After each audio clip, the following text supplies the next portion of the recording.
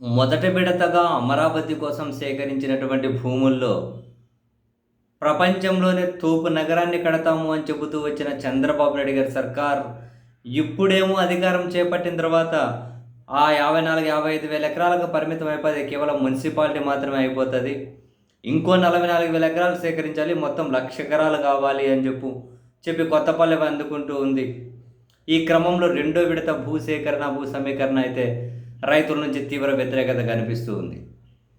ఒకవైపు అమరావతికి చంద్రబాబు గారికి మధ్య డిస్టెన్స్ పెరుగుతూ ఉండగానే ఈరోజు సిఆర్డిఏ భవనం కార్యక్రమాన్ని ముఖ్యమంత్రి గారు అక్కడ భవనాన్ని ప్రారంభించబోతూ ఉన్నారు, సిఆర్డిఏ ఆఫీస్ని. ఒకవైపు ఇలా ఉంటే మరొక వైపు తాజాగా నిన్న గుంటూరులో సమావేశమైన అమరావతి జేఏసీ వివిధ విభాగాలు పలు కీలక తీర్మానాలను ఏకగ్రీవంగా ఆమోదించాయి. ఆ తీర్మానాల ప్రకారం చంద్రబాబు నాయుడు గారికి 10 రోజుల డెడ్లైన్ విధించారు ప్రభుత్వానికి. 10 రోజుల్లో కనుక పరిష్కారం రాకపోతే మేం భవిష్యత్తు కార్యాచరణ ప్రకటిస్తాం, ఎదుర్కోవడానికి సిద్ధంగా ఉండాలి అంటూ చంద్రబాబు నాయుడు గారి సర్కార్కి అల్టిమేటం జారీ చేశారు. మేము ఇప్పటికీ అనేకసార్లు సిఆర్డీఏ అధికారులు, మున్సిపల్ శాఖ మంత్రి నారాయణకు వినతి పత్రాలు ఇచ్చాం, గ్రీవెన్స్ సదస్సులలో వాళ్ళ దృష్టికి తీసుకొచ్చాం. అయినా ఏ సమస్య పరిష్కారం కాలేదు. సిఆర్డీఏ మొత్తం అవినీతితో నిండిపోయింది.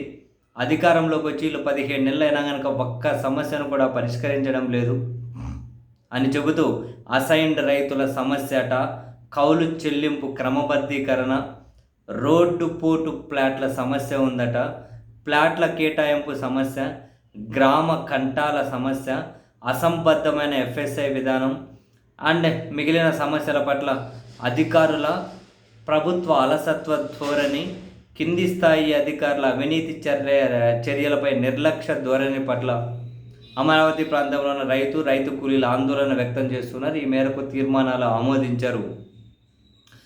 ప్రభుత్వ అమరావతి అభివృద్ధి కార్యక్రమాల్లో లోపించిన రైతుల భాగస్వామ్యం, స్వయం ఉపాధి రూపకల్పనలో వైఫల్యం వల్ల రైతు కూలీలు ద్వితీయ శ్రేణి పౌరులుగా పరిగణించబడుతున్నారట.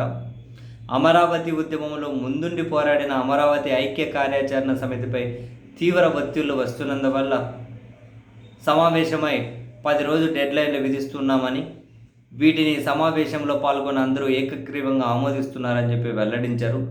సీఎం కానీ, డిప్యూటీ సీఎం, మున్సిపల్ శాఖ మంత్రి, సంబంధిత ప్రజాప్రతినిధులు వీళ్ళందరూ రైతు జేఏసీతో 10 రోజుల్లోగా సమావేశం ఏర్పాటు చేయాలి. ఇది ఫైనల్ డెడ్లైన్. రైతు సమస్యల పరిష్కారం గురించి చర్చించి ఎన్ని రోజుల్లో పరిష్కరించగలరో టైం బౌండ్ ఇవ్వాలట. ప్రతి 2 నెలలకు రైతు జేఏసీతో ఉమ్మడి సమావేశం నిర్వహించాలట.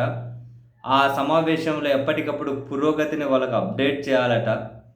ఈ డిమాండ్లపై ప్రభుత్వం కనుక 10 రోజుల్లో స్పందించకపోతే భూ సమీకరణకు భూమి ఇచ్చిన రైతు కూలీల విస్తృత సమావేశం జరిపి భవిష్యత్తు కార్యాచరణ ప్రణాళికను నిర్ణయిస్తామని చంద్రబాబు నాయుడు గారి సర్కార్కి అమరావతి జేఏసీ అల్టిమేటం జారీ చేశారు.